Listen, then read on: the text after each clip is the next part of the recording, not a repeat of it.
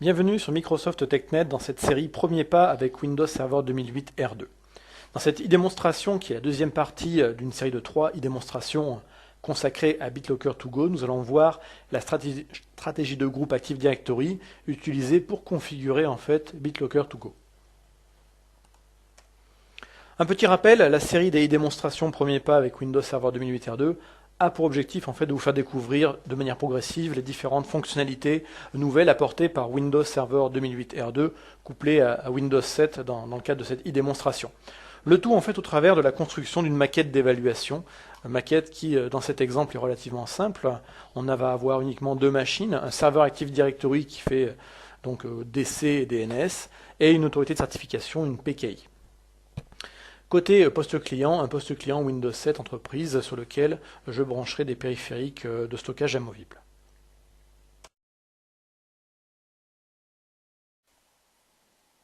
Me voici sur le contrôleur de domaine Active Directory, le LH01R2. Première opération, je vais venir créer en fait un groupe de machines, un groupe de sécurité, qui va contenir en fait les machines Windows 7 sur lesquelles je souhaite en fait forcer telle ou telle configuration en fait de BitLocker et BitLocker to Go.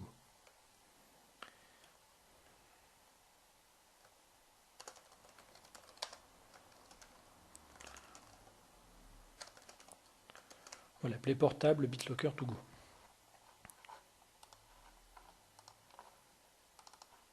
Je vais rajouter ici les machines sur lesquelles je veux appliquer cette stratégie.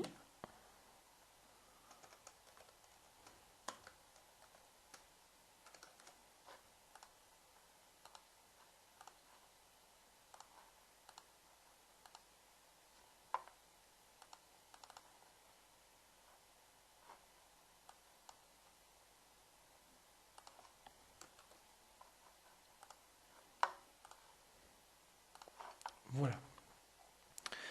Ensuite, je vais venir créer donc la stratégie de groupe pour le paramétrage de BitLocker. Donc là, je sépare volontairement parce que je suis dans une cadre d'une démonstration. Dans la vraie vie, en général, on essaie de regrouper l'ensemble des paramètres par profil, etc. Donc c'est pas forcément uniquement le paramétrage de BitLocker qui va aller sur une GPO. Donc, je vais créer une nouvelle GPO ici. On va l'appeler GPO configuration BitLocker to Go. Voilà.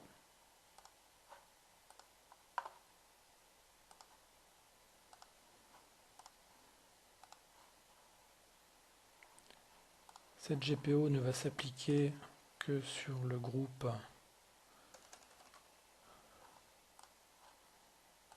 des portables BitLocker to Go.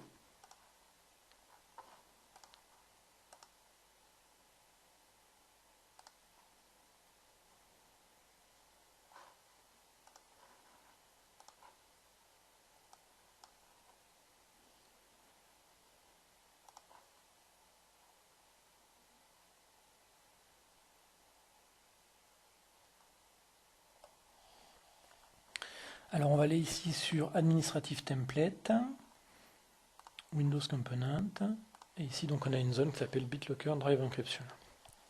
Sur nous, cette branche, on s'aperçoit qu'on a trois niveaux, les disques durs fixes, les disques durs ou les partitions système, et puis la partie mobile, ce qui nous intéresse en l'occurrence pour BitLocker to Go. Tout d'abord, si on se place ici à la racine, on a une option qui s'appelle Validate Smart Card Certificate Usage Rule Compliance. Donc en fait, pour ceux qui ont suivi la première démonstration, quand on crée le modèle de certificat à utiliser en fait pour faire du BitLocker to Go avec carte à puce, eh bien j'ai défini en fait un object identifier dans le modèle de certificat avec un numéro donné. Donc ce numéro donné en fait est celui-ci. Donc c'est le numéro qui est par défaut, donc 1.3, 1.3.6.1.4.1.311.67.1.1. Donc ça c'est un numéro en fait qui permet en fait au système de détecter effectivement qu'on a une carte à puce qui peut être utilisée, un certificat sur une carte à puce qui peut être utilisé pour faire le chiffrement BitLocker. vous pouvez tout à fait changer ce chiffre par défaut, auquel cas vous allez activer en fait cette option et mettre dans la case qui est ici en fait le numéro que vous voulez en termes d'objet identifieur. Dans ce cas-là, ça veut dire que uniquement les certificats qui auront le numéro que vous avez précisé, donc qui est dans cette interface, mais également au niveau des modèles de certificats sur l'autorité de certification, pourront en fait être utilisés pour faire en fait du BitLocker to go avec carte à puce. On vient ici sur l'option donc disque amovible. Donc disque amovible, on a plusieurs options disponibles et paramétrables. La première donc c'est l'utilisation ou pas en fait de BitLocker to go sur les périphériques amovibles. Donc la première option en fait peut permettre d'autoriser implicitement les utilisateurs à chiffrer des disques en BitLocker, voire à déchiffrer des disques en BitLocker. Par défaut, c'est non configuré. Donc, comme c'est non configuré par défaut, en fait, l'utilisateur peut utiliser en fait BitLocker sur des disques amovibles. Maintenant, on peut se dire oui, mais moi, je veux avoir, pour l'instant, dans un premier temps, je ne veux pas avoir de disques qui soient chiffrés parce que j'ai d'autres problématiques pour l'instant, que me poser la question de comment je vais déchiffrer ces disques s'il arrive telle ou telle action ou opération à ce disque. Donc, dans un premier temps, vous pouvez tout à fait désactiver la fonction. Ce n'est pas l'objectif de la démonstration. On peut configurer ici l'usage en fait des cartes à puce sur les disques durs amovibles. Donc pour BitLocker bien entendu. Donc par défaut c'est non configuré. Donc comme c'est non configuré, en fait l'utilisateur peut ou pas l'utiliser. Maintenant je peux tout à fait le configurer et forcer en fait l'usage de la carte à puce pour les disques durs amovibles. Auquel cas l'utilisation du mot de passe ne servira plus à rien parce que de toute façon on impose l'utilisation en fait de la carte à puce. Donc je vais le mettre en activé, mais par contre je ne vais pas obliger l'utilisation de la carte à puce. A noter, c'est que si donc on ne configure pas ce paramètre de stratégie, les smart cards sont toujours disponibles pour l'utilisateur en standard pour pouvoir chiffrer ou pas avec la carte à puce le périphérique amovible. On peut ici également, dans les paramètres, refuser l'écriture sur des périphériques non protégés par BitLocker. Donc ça, c'est assez intéressant. Donc ça veut dire qu'effectivement, si un disque n'a pas été chiffré avec les prérequis que vous imposez dans cette stratégie, eh bien, ce disque ce disque périphérique amovible de stockage pourra être utilisé, mais uniquement en lecture seule. Donc ça, par exemple, on va l'activer, ça peut être intéressant.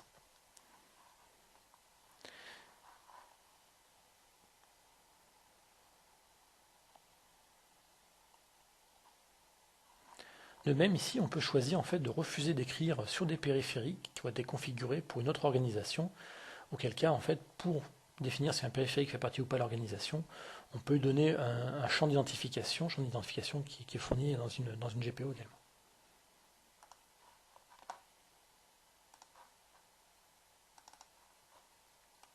Autre paramètre, autoriser donc l'accès à des périphériques de stockage qui ont été chiffrés avec BitLocker à d'autres versions, à des versions antérieures de Windows. Donc la fonctionnalité en fait BitLocker to go fonctionne sur Windows 7 et Windows Server 2008 R2. Maintenant sur les systèmes antérieurs, BitLocker to go n'existait pas à l'époque. Maintenant, si de base on chiffre avec BitLocker to go un périphérique de stockage amovible, on peut le brancher sur une machine, par exemple Windows XP ou Windows Vista ou Windows Server 2008. Et en fait, un reader, un lecteur, qui est un petit exécutable, va être démarré et permettra en fait à l'utilisateur de taper le mot de passe pour déverrouiller en fait la clé ou le disque dur chiffré et pouvoir accéder en lecture seule, je précise bien en lecture seule, au contenu. On peut choisir de ne pas installer en fait l'ensemble de ce reader sur les périphériques amovibles. Dans ce cas, la clé BitLocker ne sera utilisable en fait que sur des postes Windows 7 ou Windows Server 2008 R2 ou version ultérieure dans le futur.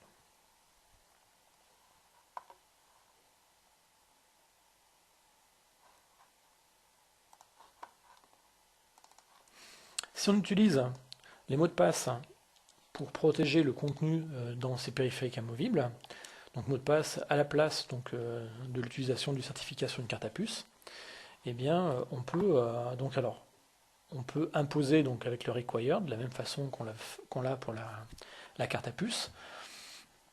Donc si on l'impose, ça veut dire qu'on n'utilisera pas la carte à puce, et inversement, donc en général si on laisse tout décoché, si l'utilisateur a la possibilité d'avoir les deux, il pourra choisir celui qu'il préfère. Par contre, si donc on fait du mot de passe, dans ce cas-là, on va pouvoir en fait imposer en fait une certaine complexité au mot de passe, donc l'autoriser ou ne pas l'autoriser, ou implicitement le nécessiter. Mot de passe, la longueur minimum du mot de passe est de 8 caractères. Là encore, on peut le changer.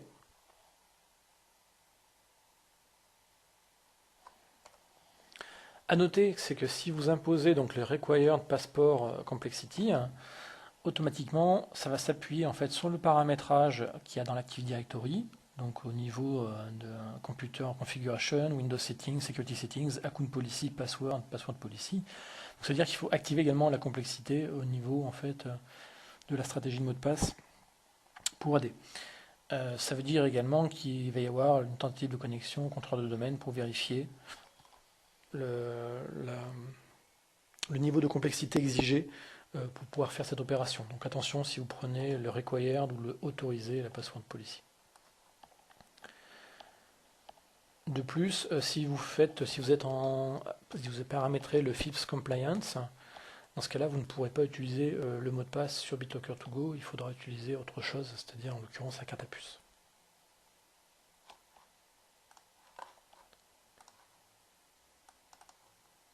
Dernière chose, la partie recovery, donc récupération. Comment donc on peut récupérer les données chiffrées sur une clé ou sur un disque amovible protégé par BitLocker to go. Donc typiquement quand l'utilisateur a perdu son mot de passe ou a perdu sa carte à puce, eh bien on a plusieurs options. Donc ça peut être effectivement en utilisant des informations de récupération, ça peut être en utilisant un agent de récupération, auquel cas on va avoir un certificat particulier qui s'appelle le DRA.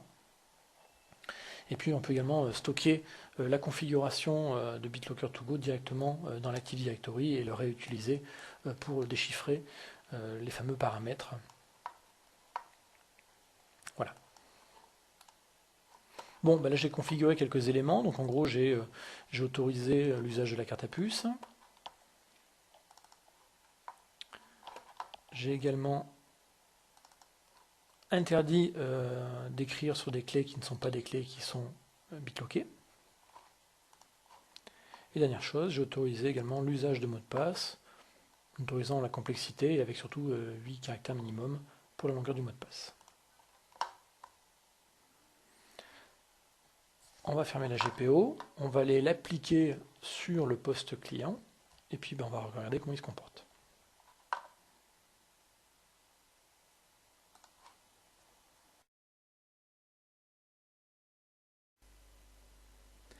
Cette vidéo est maintenant terminée, je vous remercie de l'avoir suivi, à bientôt sur Microsoft TechNet pour d'autres e-démonstrations autour de Windows Server 2008 R2 et Windows 7.